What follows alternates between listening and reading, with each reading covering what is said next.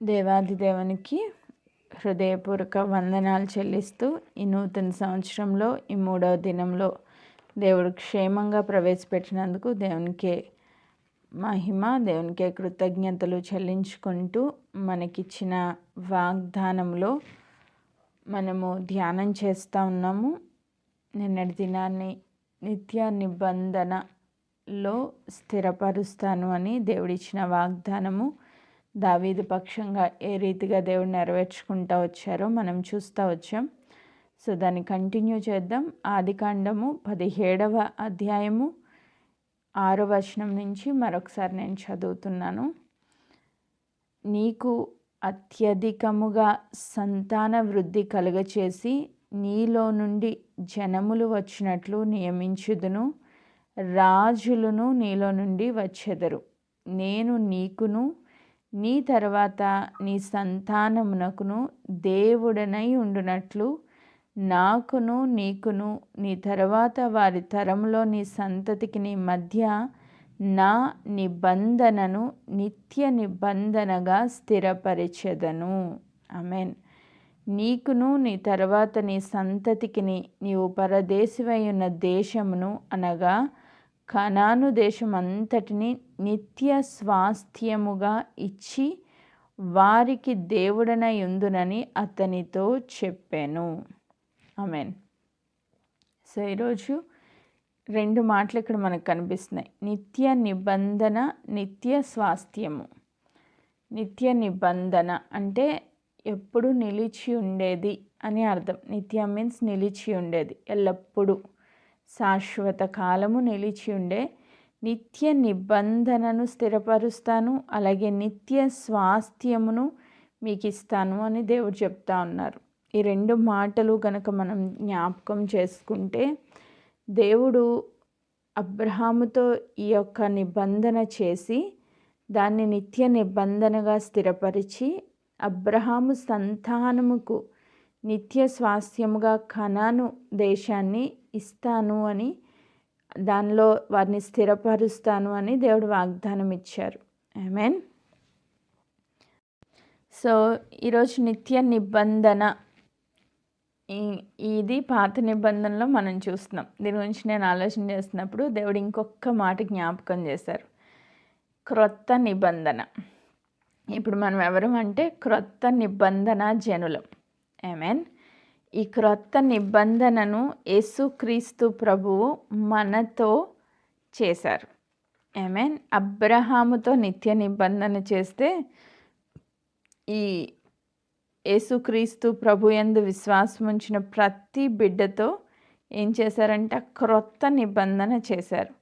క్రొత్త నిబంధన ఎలా జరిగింది ఒకసారి మనము ఆలోచన చేస్తే, ఈ క్రొత్త నిబంధన గురించి ఒక మాట నేను జ్ఞాపకం చేయాలని ఆశపడుతున్నాను. మత్తయి సువార్త 26వ అధ్యాయము 26వ వచనం నుంచి నేను చదువుతున్నా. వారు భోజనము చేయుచుండగా యేసు ఒక రొట్టె పట్టుకొని దాన్ని ఆశీర్వదించి విరిచి తన శిష్యులకిచ్చి, మీరు తీసుకొని తినుడి, ఇది నా శరీరం అని చెప్పాను. మరియు ఆయన గిన్నె పట్టుకొని కృతజ్ఞతాస్తుతులు చెల్లించి వారికిచ్చి, దీనిలోది మీరందరూ త్రాగుడి, ఇది నా రక్తము, అనగా పాప క్షమాపణ నిమిత్తము అనేకుల కొరకు చిందింపబడుచున్న నిబంధన రక్తము. ఆమేన్. నిబంధన రక్తము. నిబంధన అన్న దగ్గర 1 అనేసి ఫుట్ నోట్లో ఆ చివర్లో మీకు కనిపిస్తుంది, క్రొత్త నిబంధన అని. సో ఈరోజు యేసుక్రీస్తు ప్రభు యందు విశ్వాసం ఉంచి ఆయన శిలువ కార్యాన్ని మీ జీవితాల్లో, అవును యేసుక్రీస్తు ప్రభు నా కోసం సిలువ వేయబడ్డారు, ఆయన నా పాపముల నిమిత్తమే రక్తము చిందించారు, ప్రాణం పెట్టారు అని ఎవరైతే విశ్వసిస్తారో వారందరూ కూడా ప్రభు బల్లలోనికి చేర్చబడి ఆ బల్లలో చేతులు వేస్తూ ఆ సంస్కారపు విందులో పాల్పంపులు పొందుతున్న మనందరితో దేవుడు చెప్తున్న మాట, ఈ రక్తము ఏదైతే ఉందో దాని ద్వారా ఇది నా రక్తము, దాని ద్వారా నేను ఒక క్రొత్త నిబంధనను స్థిరపరుస్తున్నాను, దానిలో మీరందరూ పాలిభాగస్తులు అని చెప్తున్నారు. ఆమేన్. ఈరోజు బాప్తిసం తీసుకున్న మనందరము సంస్కారం తీసుకుంటూ ఉంటాం. ఆయన శరీరమును సాదృశ్యముగా రొట్టెను, ఆయన రక్తమునకు సాదృశ్యంగా ద్రాక్ష రసమును మనం తీసుకుంటూ ఉంటాం. సో ఇది తీసుకుంటున్న ప్రతిసారి మనం జ్ఞాపకం చేసుకోవాల్సింది ఏంటంటే, దేవుడు స్థిరపరిచిన క్రొత్త నిబంధన ప్రజలము అని జ్ఞాపకం చేసుకోవాలి. ఇప్పుడు మనం అక్కడ ఏం చూస్తాం, అబ్రహాం దగ్గర నిత్య నిబంధన. సో ఇప్పుడు ఇక్కడ ఏం చూస్తున్నామంటే క్రొత్త నిబంధన.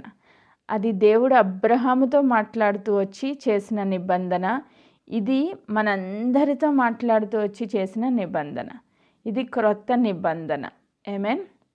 ఈ క్రొత్త నిబంధనలో మనం స్థిరపరచబడాలి అంటే ఒక మాట, ఆదికాండం 17వ అధ్యాయంలో యెహోవా దేవుడు అబ్రహాముతో మాట్లాడుతూ 9వ వచనం, మరియు దేవుడు నీవు మాత్రమే గాక నీ తరువాత వారి తరముల్లో నీ సంతతియు నా నిబంధన గైకొనవలెను, నాకును నీకును నీ తర్వాత నీ సంతతికి మధ్య మీరు గైకొనవలసిన నా నిబంధన ఏదనగా మీలో ప్రతి మగవాడు సున్నతి పొందవలెను.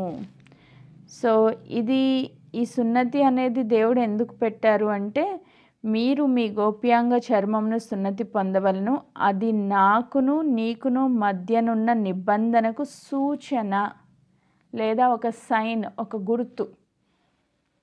ఇప్పుడు దేవుడేమో కొన్ని విషయాలు చెప్తా వచ్చారు. నేను ఎల్ షడాయ్ దేవుడను, నేను నిన్ను ఆశీర్వదిస్తాను, నీతో నేను నిన్ను అనేక జనములకు తండ్రిగా చేస్తాను, సో నువ్వు నీలో నుంచి రాజులు వస్తారు, అనేక జనముల సమూహం వస్తుంది, ఇవన్నీ చెప్పి అయితే నువ్వు నిందారహితంగా నా సన్నిధిలో నడుచుకోవాలి, ఇదొక కండిషన్ పెట్టారు.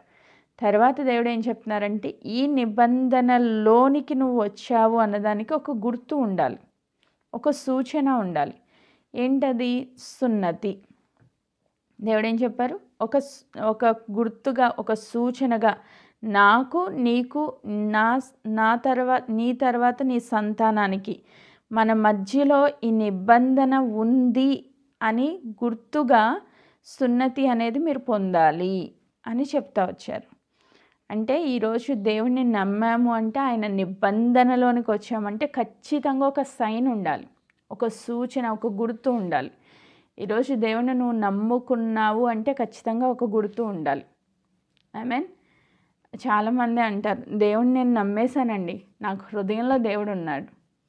నిన్నే మా రిలేటివ్స్ ఒక ఆవిడకి విష్ చేద్దామని, మాకు దగ్గర బంధువే, ఆవిడ చిన్నప్పటి నుంచి దేవుడిని నమ్ముకుంది, అంటే దేవుళ్ళనే పెరిగింది, కానీ అన్య విగ్రహారాధన చేసుకుంది.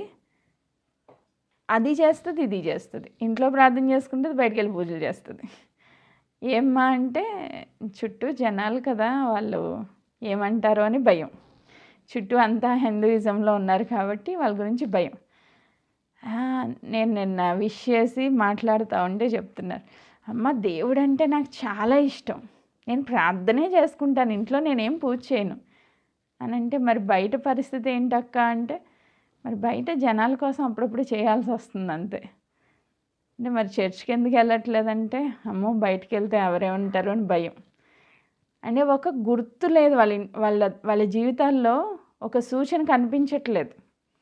వాళ్ళకి హృదయంలో విశ్వాసం ఉండొచ్చు, ఇంట్లో ప్రార్థన చేసుకోవచ్చు, కానీ బయటికి ఒక సూచన కనిపించట్లేదు, ఒక గుర్తు కనిపించట్లేదు. అందరూ ఏమనుకుంటారో అని చెప్పి దాచిపెట్టేస్తూ ఉందన్నమాట. కానీ దేవుడు ఏం చెప్తున్నారు?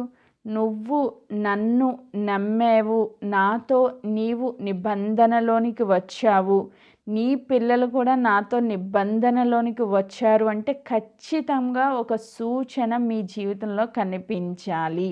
అదే సున్నతి. ఈ సున్నతి మీరు ఆచరించాలి అని దేవుడు చెప్తా ఉన్నారు.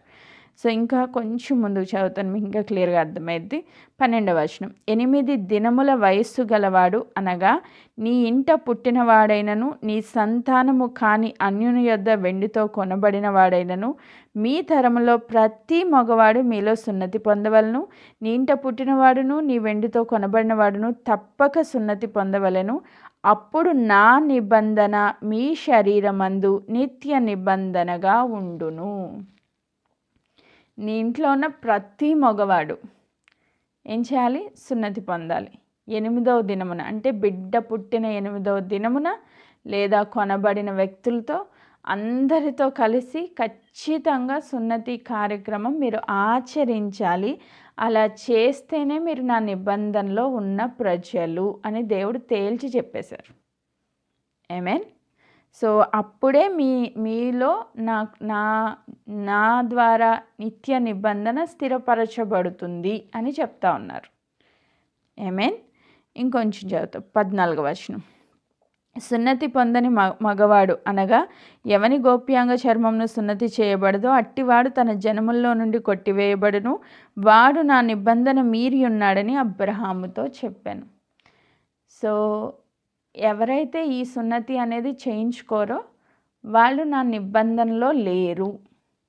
చేయించుకున్న వాళ్ళు నిబంధనలో స్థిరపరచబడతారు. అది నిత్య నిబంధనగా నేను చేస్తున్నాను అని చెప్తా ఉన్నారు. దీనికి అబ్రహాము గారు వెంటనే ఒబే అయ్యి ఆయన చేసిన పని ఏంటి అంటే ఇదే 17వ అధ్యాయము 23వ వచనం చదువుతున్నాను. అప్పుడు అబ్రహాము తన కుమారుడైన ఇష్మాయేలును తన ఇంట పుట్టిన వారందరినీ తన వెండితో కొనబడిన వారందరినీ అబ్రహాము ఇంటి మనుష్యులలో ప్రతి వానిని పట్టుకొని దేవుడు తనతో చెప్పిన ప్రకారము ఆ దినమందే వారి వారి గోప్యాంగ చర్మమును సున్నతి చేసెను. అబ్రహాము గోప్యాంగ చర్మం సున్నతి చేయబడినప్పుడు అతడు 99 ఏండ్ల వాడు. అతని కుమారుడైన ఇష్మాయేలు గోప్యాంగ చర్మం సున్నతి చేయబడినప్పుడు అతడు 13 ఏండ్ల వాడు. ఒక్క దినమందే అబ్రహామును అతని కుమారుడైన ఇష్మాయేలును సున్నతి పొందిరి. అతని ఇంట పుట్టిన వారును అన్యుని యొద్ద వెండితో కొనబడిన వారును అతని ఇంటిలో పురుషులందరూ అతనితో కూడా సున్నతి పొందిరి. ఆమేన్. దేవుడు అబ్రహాం జీవితంలో అబ్రహాంని దేవుడు ఇంతగా ఆశీర్వదించడానికి కారణం ఏంటంటే దేవుడు చెప్పగానే విధేయత చూపించడం. హల్లెలూయా. సో మనం కొంచెం ఇలాంటి విషయాల్లో లేట్ చేస్తూ ఉంటాం. దేవుడు చెప్పగానే విధేయత చూపించాం. ఆయన ఏ రోజైతే దేవుడు ఈ మాట చెప్పారో ఆయన చెప్పిన రీతిగా ఆయన 99 సంవత్సరాలు, తనకు పుట్టిన హాగరు ద్వారా పుట్టిన ఇష్మాయేలుకు 13 సంవత్సరాలు. సో అదే టైంలో దేవుడు ఇచ్చిన మాట ప్రకారంగా తనకు పుట్టిన కుమారుడు, అలాగే తన దగ్గర ఉన్న పనివారు, తను కొనుక్కున్న దాసులు అందరూ కూడా ఒకే దినమందు సున్నతి పొందారంట. హల్లెలూయా. ఇప్పుడు వాళ్ళందరూ దేనిలోకి వచ్చారు? నిత్య నిబంధనలోనికి వచ్చారు. ఇప్పుడు మనం దేవుడు చెప్పిన పని మనం చేసామనుకోండి, మనల్ని ఆశీర్వదించే బాధ్యత దేవుడిదే. ఆమేన్. సో మనం దేవుడు చెప్పిన పని చేయలేదనుకోండి, మనం ఆ నిబంధనలోంచి బయటకు వచ్చేసామన్నమాట. ఇంకా ఆ బాధ్యత దేవుడిది కాదు. నిన్ను ఆశీర్వదించే బాధ్యత దేవుడు తీసుకోవాలి అంటే దేవుడు చెప్పిన రీతిగా మన జీవితాల్లో విధేయత చూపించాలి. ఆమేన్. సో ఇప్పుడు ఆ నిత్య నిబంధనలోనికి అబ్రహామే కాదు, అబ్రహాము ఇంటిలో ఉన్న ప్రతి ఒక్క మగవాడు వచ్చేసారంట. ఆమేన్. Praise God. ఈరోజు మరి నూతన నిబంధనలో క్రొత్త నిబంధన ప్రజలుగా దేవుడు మనకేం చెప్తున్నారు అదొకటి అర్థం చేసుకుంటే దాన్ని మనం చేయగలిగితే ఈరోజు మనందరం కూడా క్రొత్త నిబంధనలో స్థిరపరచబడతాం. దేవుడు ఏం చెప్తున్నారు ఒకసారి చదువుదాం. కొరింథీ పత్రిక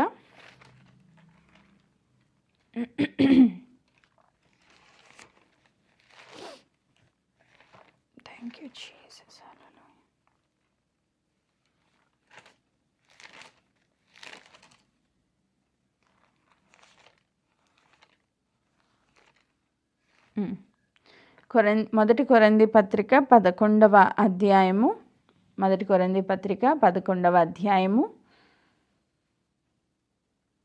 23వ వచనం నుంచి నేను చదువుతున్నా.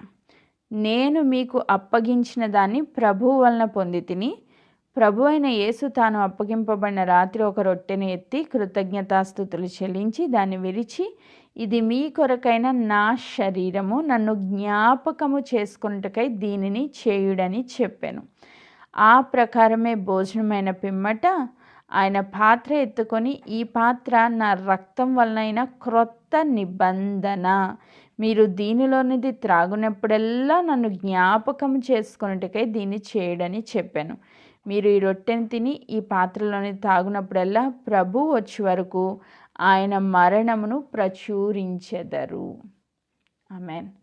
సో ఇప్పుడు క్రొత్త నిబంధన ప్రజలుగా మనమేం చేయాలి అంటే, ఫస్ట్ యేసుక్రీస్తు ప్రభు అని నోటితో ఒప్పుకొని హృదయమందు విశ్వసించి, సెకండ్ స్టెప్ ఏంటి? బాప్తిస్మంలోనికి వెళ్ళాలి.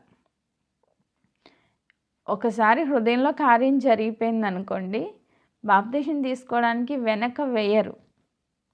అది ఖచ్చితంగా చేయాల్సిందే.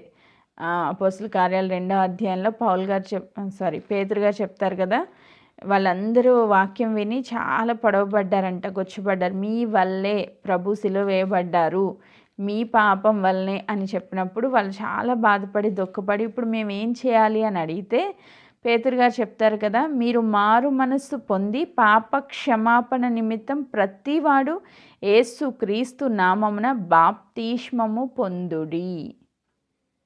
నువ్వు ఎప్పుడైతే నేను పాపిని అని గ్రహిస్తావో, నా కోసం ప్రభు సిలువ వేయబడ్డారు అని నువ్వు ఎప్పుడైతే అంగీకరిస్తావో, నా పాప శాపాలు సిలువ కొట్టివేయబడ్డాయి అని నీ హృదయం మందు ఎప్పుడైతే విశ్వాసం వస్తుందో, వెంటనే నువ్వు చేయాల్సిన కార్యం ఏంటంటే మారు మనస్సు పొందాలి, పాప క్షమాపణ నిమిత్తం బాప్తిస్మం తీసుకోవాలి.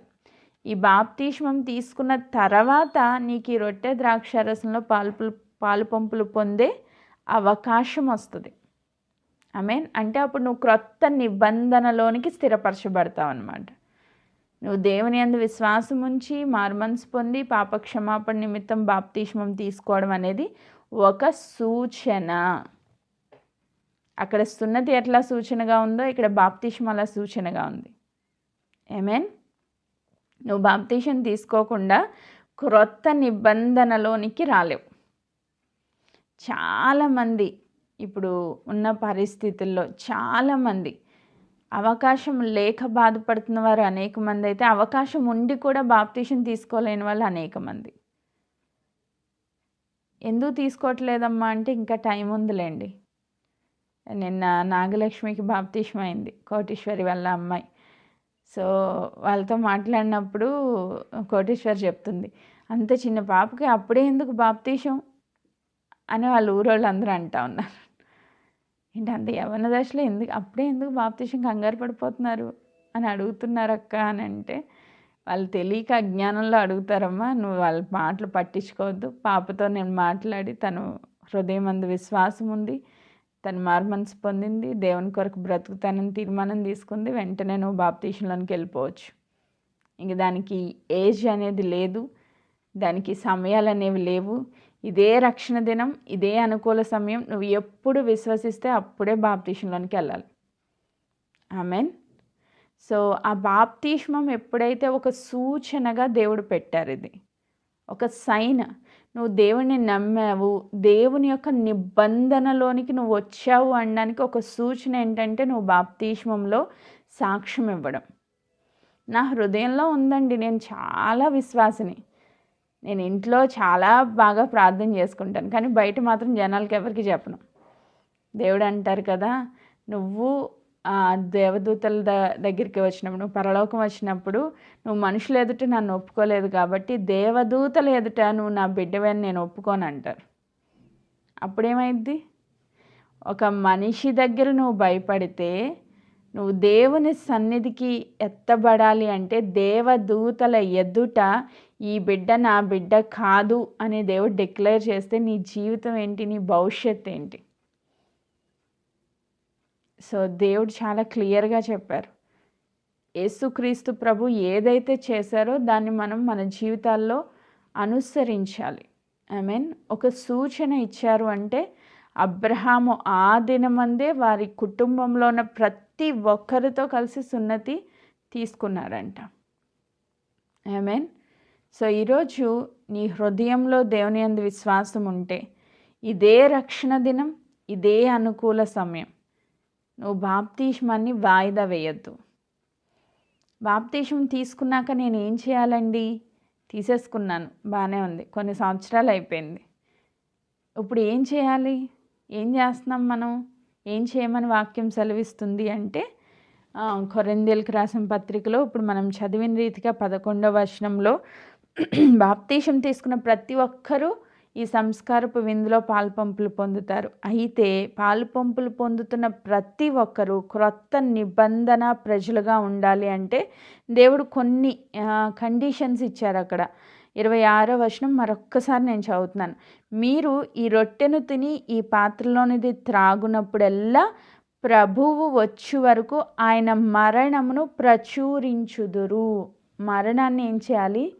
ప్రచురించాలి అంటే సువార్త ప్రకటించాలి. ఈరోజు నేను నోరు విప్పను అని నువ్వు ఫిక్స్ అయిపోతే ఇది దేవుని వాక్యానుసారంగా క్రొత్త నిబంధన ప్రజగా నువ్వు లేవు అని అర్థం. నువ్వు మరణాన్ని ఎలా మరణాన్ని ప్రచురిస్తాం? ప్రభు నా కోసం చనిపోయారు. నీ సాక్ష్యమే చెప్పు. ప్రభు నా కోసం చనిపోయారు. నన్ను ఆ మరణం నుంచి తప్పించి పరలోక రాజ్య వారసురాలుగా నన్ను మార్చారు దేవుడు. ఆయన నా కోసం చనిపోయారు. అదే ఆయన మరణాన్ని ప్రచురించడం. ఆయన మరలా రాబోతా ఉన్నారు, నా కోసం రాబోతున్నారు నన్ను తీసుకుని పోవడానికి. హల్లెలూయా. ఈరోజు మనందరము దేవుణ్ణి అంగీకరించి బాప్తిస్మం తీసుకొని ప్రభు బలలో పాలుపంపులు పొందుతున్న మనందరికీ దేవుడిచ్చిన కాలింగ్ ఏంటంటే ఆయన మరణాన్ని ప్రచురించాలి. అంటే సువార్త ప్రకటించే బాధ్యత ఒక్క పాస్టర్ది కాదు. చాలామందికి ఉన్న అజ్ఞానం ఏంటంటే ఈ పని పాస్టర్లదండి, మాకు సంబంధం లేదు, మేము బాప్తిసం తీసుకున్నామా, నెక్స్ట్ రొట్టె ద్రాక్షరసం తీసుకున్నామా, ఇంటికి వెళ్ళి కూర్చుని నా కుటుంబం కోసం ప్రార్థన చేసుకున్నాను, అంతే. క్రైస్తవ్యంలో స్వార్థం ఉండకూడదు. స్వార్థపూరితమైన భక్తి క్రైస్తవ్యంలో ఉండకూడదు. దేవుడిచ్చిన బాధ్యతను మన చేతులతో భుజాలతో మోయాలి. సో ఈ మరణాన్ని ప్రచురించే బాధ్యత దేవుడు నీకు నాకు అందరికీ ఇచ్చారు. ఇది ప్రతి ఒక్కరు బల్లలో చేతులు వేసిన ప్రతి ఒక్కరి బాధ్యత ఇది. ఇంకా చెప్తున్నారు ప్రభు 27వ వచనం. కాబట్టి ఎవడు అయోగ్యముగా ప్రభు యొక్క రొట్టెను తినునో లేక ఆయన పాత్రలోని తాగునో వాడు ప్రభు యొక్క శరీరమును గూర్చి రక్తమును గూర్చి అపరాధి అగును. యోగ్యముగా ప్రభు బలలో చేతులు వేయాలి. యోగ్యముగా అంటే చాలామంది అనుకుంటారు కదా, నేను పాపాలు చేసేసాను. కొంతమంది బాప్తిస్మం తీసుకున్నాక బలలో చేతులు వేయడానికి కూడా భయపడే వాళ్ళు ఉన్నారు. ఈ మాటను పట్టుకుని వాళ్ళకున్న నాలెడ్జ్ ఏంటంటే నేను ఈ వారంలో ఏదో తప్పు చేశాను కాబట్టి ఈ వారం నేను బలలో చేతులు వేయకూడదు. మన విధేయతను బట్టి దేవుని యొక్క కార్యం జరగలేదు అక్కడ. ఆల్రెడీ నువ్వు నీ యొక్క గతంలో చేసిన పాపాలకి, ప్రజెంట్ చేస్తున్న పాపాలకి, భవిష్యత్తులో చేయబోయే పాపాలకు కూడా దేవుడు రక్తాన్ని కార్చారు, ప్రాణం పెట్టారు, వెల చెల్లించారు, నిన్ను ఆ బల్ల తీసుకోవడానికి యోగ్యురాలుగా చేసేశారు. అయితే ఇక్కడ మరి ఏం చెప్తున్నారు పౌలు గారు? ఏం చెప్తున్నారు అంటే మరొకసారి చదువుతున్నాను. కాబట్టి ఎవడు అయోగ్యముగా ప్రభు యొక్క రొట్టెను తిననో లేక ఆయన పాత్రలోనిది త్రాగునో వాడు ప్రభు యొక్క శరీరమును గూర్చి రక్తమును గూర్చి అపరాధి అగును. సో ఎవడు అయోగ్యముగా ప్రభు యొక్క రొట్టె తిననో లేక పాత్రలోనిది త్రాగునో.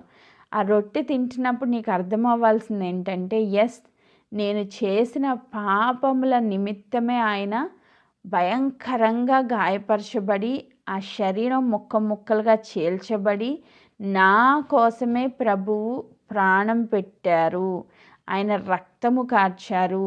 నా జీవితంలో ఇప్పటి వరకు నేను చేసిన పాపాల నిమిత్తమే ఈ రీతిగా ప్రభు అప్పగించబడ్డారు, ఆయన నా కోసం మరణించారు అని ఎవరైతే విశ్వాసంతో అంగీకరించి ఆ బలలో చేతులు వేస్తారో వారు యోగ్యులు. ఆ విశ్వాసం లేకుండా ఏదో రోజు ఆచారబద్ధంగా వెళ్తున్నాము, ప్రతి సండే బల్లేస్తారు, తీసుకుంటున్నాము, తినేస్తున్నాము, వచ్చేస్తున్నాం అంతే. ఈ కాన్షియస్ ఉండదు కొంతమందికి, మైండ్లో ఈ ఆలోచన ఉండదు. ఎందుకు నువ్వు బల్లలో చేతులు వేస్తున్నావు? నీ కోసం ప్రభు చేసిన కార్యాన్ని జ్ఞాపకం చేసుకోవడానికి. ఆ జ్ఞాపకం ఉండదు కొంతమందికి. నిజంగా ఆ జ్ఞాపకం ఉంటే ఆయన మరణాన్ని ప్రచురిస్తాం మనం. ఎవరైతే ఆ జ్ఞాపకం లేకుండా అయోగ్యంగా బలలో చేతులు వేస్తారో వారు అపరాధులు అవుతారంట. హల్లెలూయా. నిన్ను నన్ను పరిశుద్ధపరచడానికే దేవుడు ఆయన శరీరాన్ని రక్తాన్ని మన కోసం ధారపోస్తే, ఆ కాన్షియస్ లేకుండా, ఆ విధమైన ఆలోచన విధానం లేకుండా, నీ జీవితం మార్చుకోకుండా, ప్రభు కోసం సమర్పణ లేకుండా, ప్రభు యొక్క మరణాన్ని ప్రచురించకుండా నువ్వు బలలో చేతులు వేస్తే నువ్వు అపరాధి వగుతావు. ఆమేన్. ఇంకా చెప్తారు 28, కాబట్టి ప్రతి మనుషుడు తను పరీక్షించుకోవలెను, అలాగూ చేసి ఆ రొట్టెను తిని ఆ పాత్రలోనిది త్రాగవలెను. ప్రభు శరీరమని వివేచింపక తిని త్రాగువాడు తనకు శిక్షావిధి కలుగుటకే తిని త్రాగుచున్నాడు. ఇందువల్లనే మీలో అనేకులు బలహీనులు, రోగులై ఉన్నారు, చాలామంది నిద్రించుచున్నారు. అయితే మనమే విమర్శించుకొని ఎడల తీర్పు పొందకపోవుదుము. ఈరోజు చాలామంది ఈ యొక్క ఆలోచన లేకుండా తిని త్రాగుతున్నారంటే వివేచింపక. ఇది ఎందుకు చేస్తున్నాం? ఈ బల్లారాధనలో మనం ఎందుకు పాలుపంపులు పొందుతున్నాం? దేవుడిచ్చిన క్రొత్త నిబంధన ప్రజలుగా స్థిరపరచబడినట్లు దేవుడిచ్చిన సూచన. అక్కడ ఏం చెప్పారు? సున్నతి కార్యక్రమం. ఇక్కడ నూతన నిబంధనలో ఏం చెప్తున్నారు? బాప్తిస్మం తీసుకొని మనం బలలో చేతులు వేయాలి. సో ఇదొక సూచన. నువ్వు క్రొత్త నిబంధన ప్రజవి అని తెలియడం కోసం ఒక సూచనగా ప్రభు యొక్క శరీరాన్ని, ప్రభు యొక్క రక్తానికి సాదృశ్యముగా ఆయన చేసిన బలియాగాన్ని జ్ఞాపకం చేసుకోవడానికి దీన్ని మనకి అనుగ్రహించారనే ఆ వివేకం లేకుండా, వివేచన లేకుండా తిని త్రాగువాడికి ఏమొస్తుందంట? శిక్ష వస్తుందంట. ప్రభు నమ్ముకున్నాక శిక్షలు ఏంటండి అని అనొచ్చు. ఉంటాయి. ఏం చెప్తున్నారు? మీరు అలాంటి కాన్షియస్ లేకుండా, ఆయన మరణాన్ని ప్రచురించకుండా, మీ జీవితాన్ని మార్చుకోకుండా, ప్రభుకి డెడికేట్ అవ్వకుండా, ఈరోజు నీ ఇష్టానుసారంగా బ్రతికేస్తూ దేవుని బలలో కనుక వివేచించకుండా చేతులు వేస్తే ఏమవుద్దంట? అనేకులు బలహీనులు అయిపోతున్నారంట. ఆమేన్. ఎప్పుడైతే ఆయన శరీరము, ఆయన ద్రాక్షారసంలా, ఆయన రక్తము, రొట్టె ద్రాక్షారసము, ఆయన శరీరం, ఆయన రక్తం మనలోనికి వెళ్తుందో నిజంగా బల తీసుకున్నప్పుడు ఈ ఆలోచనతో తీసుకోండి. ఆయన శరీరం నాలోనికి వెళ్తుంది, ఆయన రక్తం నాలో ప్రవహిస్తుంది. ఆయన శరీరంలో వ్యాధి లేదు. ఆమేన్. ఆయన రక్తంలో అపరాధం లేదు. అది నిష్కళంకమైన, నిర్దోషమైన, అమూల్యమైన రక్తం. ఆమేన్. అది మనలోనికి వెళ్ళినప్పుడు ఆ సిన్ నేచర్ అంతటి నుంచి మనకు విడుదల. ఏం చెప్తారు? మీ మనస్సాక్షిని శుద్ధీకరించడానికి దేవుడు రక్తము చేత కడిగారంట. లోపల మన కాన్షియస్ అనేది ఒకటి ఉంటుంది కదా, మనస్సాక్షికి దోషారోపణ లేకుండా, మనస్సాక్షి మనలో నెమ్మది పొందడానికి, సమాధానంగా ఉండడానికి ఆయన రక్తాన్ని కార్చారు. మనం ఎప్పుడైతే ఈ కాన్షియస్లో మనం వివేచన కలిగి ప్రభు బలలో చేతులు వేస్తామో, ఆయన శరీరము నాలోనికి వచ్చింది కాబట్టి నా శరీరం ఆయన శరీరంగా మార్చబడింది, దీనిలో బలహీనతలు లేవు. నా యొక్క మనస్సాక్షిని శుద్ధీకరించడానికి, నా పాపాన్ని కడగడానికి ఆయన రక్తము నాలో ప్రవహిస్తుంది కాబట్టి ఇప్పుడు ఆ పాప స్వభావం నుంచి మనం బయటకు వచ్చేస్తాం. హల్లెలూయా. ఆయన శరీరంలో బలహీనతలు లేవు. శరీరంలో బలహీనతలు లేవంటే ఈ ఒక్క మాట జ్ఞాపకం పెట్టుకోండి, శరీరానుసారమైన క్రియలను మనం విడిచిపెడతాం. ప్రభుకి టెంప్టేషన్స్ తీసుకొచ్చాడు సాతాను. ఇంకా అద్భుతమైన ఒక మాట ఉంది, రేపటి దినాన్ని ప్రభు చిత్తమైతే నెక్స్ట్ ధ్యానం చేద్దాం. సాతాను ప్రభుని టెంప్ట్ చేయాలని 3 రకాలుగా శోధించాడు, కానీ ప్రభు ఏ శోధనైనా సరే జయించగలిగాడు. ఆయన శరీరం నీలోనికి వస్తే నువ్వు కూడా ఈ శరీరాన్ని జయించగలుగుతావు. ఆమేన్. పాపానికి మూలం ఏంటి? శరీరమే. శరీర కోరికలు, శరీర క్రియలు మనల్ని ఏలుబడి చేస్తూ ఉన్నప్పుడు మనం పాపంలో పడిపోతూ ఉంటాం. ఈరోజు ప్రభు శరీరం మనలోనికి వచ్చినప్పుడు ఆ శరీరాన్ని జయించే కృపను దేవుడిస్తారు. అలాగే ఆయన రక్తం మనలో ప్రవహిస్తున్నప్పుడు మన మనస్సాక్షిని శుద్ధీకరించి పాపము చేయాలి అనే ఆలోచన కూడా రాకుండా చేస్తారు, మనం దేవునికి డెడికేట్ చేసుకున్నప్పుడు. ఆమేన్. అప్పుడు మనం ఏం చేయబడతాం? బలవంతులుగా మార్చబడతాం. శరీరంలో బలం వస్తుంది, అలాగే హృదయంలో ధైర్యం వస్తుంది దేవుని కోసం బ్రతకడానికి. ఈరోజు చాలామంది బలహీనలుగా ఉండడానికి కారణం ఈ కాన్షియస్ లేకుండా బల్లలో చేతులు వేస్తూ ఉన్నారు, ఆచారబద్ధంగా దాన్ని చేస్తూ ఉన్నారు. ఆత్మలో జ్ఞానం లేదు. సో అందుకే చెప్తున్నారు, ఎవరైతే ఆ ఆలోచన లేకుండా దీంట్లో చేతులు వేస్తున్నారో మీలో అనేకులు బలహీనులు, రోగులనై ఉన్నారు, చాలామంది నిద్రిస్తున్నారు. బలహీనతలు, రోగాలు, వీటికి మూలము దేవుని శరీరము, దేవుని యొక్క రక్తమును వివేచింపకుండా తిని త్రాగడం. సో వివేచన కావాలి. మనల్ని మనం పరీక్షించుకోవాలి, విమర్శించుకోవాలి. ఎదుటి వాళ్ళని విమర్శించాల్సిన అవసరం లేదు, నిన్ను నువ్వు విమర్శించుకో అంటున్నారు దేవుడు. నీ జీవితం ఎలా ఉంది, నిన్ను నువ్వే చెక్ చేసుకో. పరిశుద్ధాత్మ దేవుని ప్రేరణలో, ఆయన వెలుగులో మన జీవితాలను మనమే విమర్శించుకుంటే మనం కరెక్ట్ వేలో దేవుని సన్నిధిలో ఆయన బల్లలో ఆయన చేతులు వేస్తే ఆయన క్రొత్త నిబంధన ప్రజలుగా దేవుడిచ్చే గొప్ప ఆశీర్వాదాలను మనం పొందుకోగలుగుతాం. ఏ ఆశీర్వాదాన్ని దేవుడిచ్చారన్నది నెక్స్ట్ మనం చూద్దాం. ఈ క్రొత్త నిబంధన ప్రజలుగా మార్చబడిన మనకి దేవుడిచ్చిన గొప్ప ఆధిక్యతలు చాలా ఉన్నాయి. సో ప్రభు నేర్పించే కొలది నెక్స్ట్ మనం నేర్చుకుందాం. ఈరోజు దేవుడు మనకు చెప్పిన మాట ఏంటి? అబ్రహాముకి సూచన సున్నతి. ఆయన నిబంధనలో, నిత్య నిబంధనలో స్థిరపరచడానికి ఒక గుర్తు సున్నతిగా ఇచ్చారు. ఈరోజు క్రొత్త నిబంధన ప్రజలుగా మనకి బాప్తిసం తీసుకుని బలలో చేతులు వేయాలి. ఆయన శరీరాన్ని, ఆయన రక్తాన్ని మన శరీరంలోనికి, మన రక్తంలోనికి తీసుకున్నప్పుడు మనం బలవంతులుగా క్రీస్తు కొరకు ఈ లోకంలో జీవిస్తాం. ఆయన ఇచ్చే గొప్ప ఆశీర్వాదాలను మనం పొందుకుంటామని దేవుడు సెలవిస్తూ ఉన్నారు. అట్టి కృపను మనందరం అనుభవించాలని కోరుకుంటూ ఈ మాటలు నేను ముగిస్తున్నాను. దేవుడి వాక్య భాగమును దీవించును గాక. ఆమేన్. Praise God.